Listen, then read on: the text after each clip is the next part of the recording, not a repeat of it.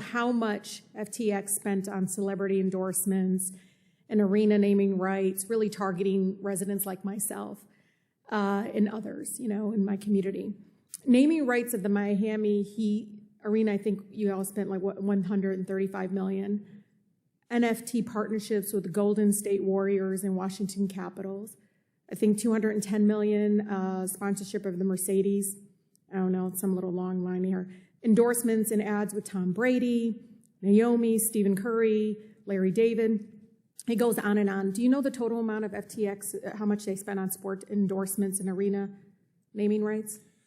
We don't have a full tally of that because it's just an accumulation of data. Do you know if you all spent more on FTX versus FTX.us? I don't have a breakdown for you, and I can't tell you how much was paid in crypto versus cash. When you all ran that TV during the Super Bowl, I think you doubled the number of U.S. users. Is that true? I don't have data on that. Do you think it's financially responsible to be spending hundreds of millions of dollars on these kinds of sponsorships and quote-unquote partnerships while they were unable to cover the customer deposits? No. Personally, it sounds a lot like, Houston Astros playing at Enron Park. I represent the third poorest congressional district, Mr. Ray. This really impacts everyday folks like my residents who were really targeted by a lot of those ads.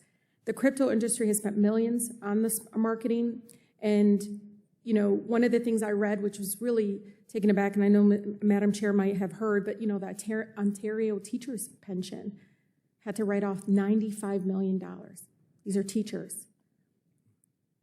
And the consequences of the crypto collapse on everyday people is something that doesn't get discussed enough. And understanding why accountability and oversight is important. That's why I really appreciate the chairwoman doing this hearing.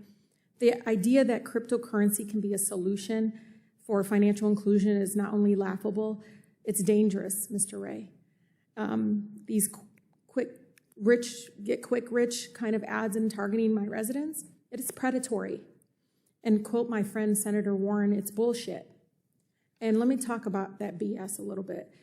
The role of exchange tokens in the crypto industry's business model, it's reported that Media held billions in, illiquid FTT, and then FTTX's own exchange token. Meanwhile, FTX's own website stated that FTT was the backbone of FTX's ecosystem. I know, you're rolling your eyes. I don't know if anybody can see it.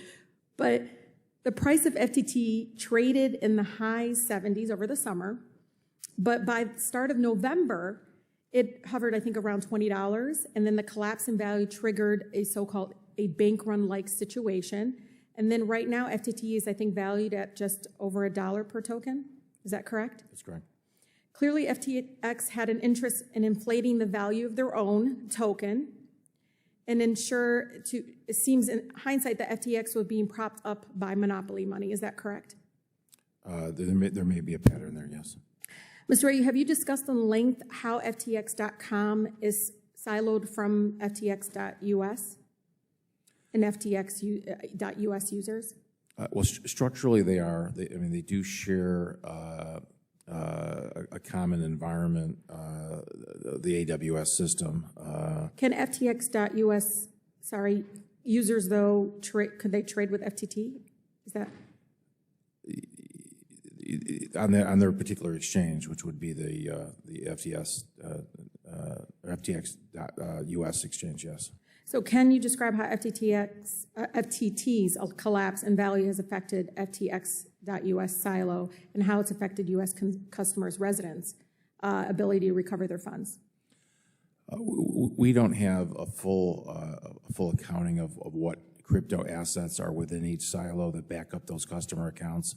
And we need to accumulate the full value of the collateral, and then we'll obviously look at what type of crypto is there, and that'll be an exercise we'll have to go through. Can you explain this whole thing around FTX's overall reliance on digital token that they control, mint, and have vested interest in manipulating the value of? That's something that I hope we dig deeper into.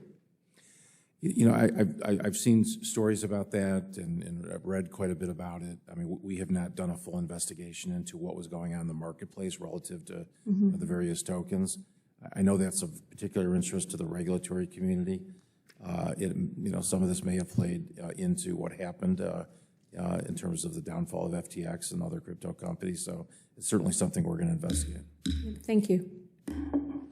Thank you very much. The gentleman from Tennessee, Mr. Rose, is now recognized for 5 minutes.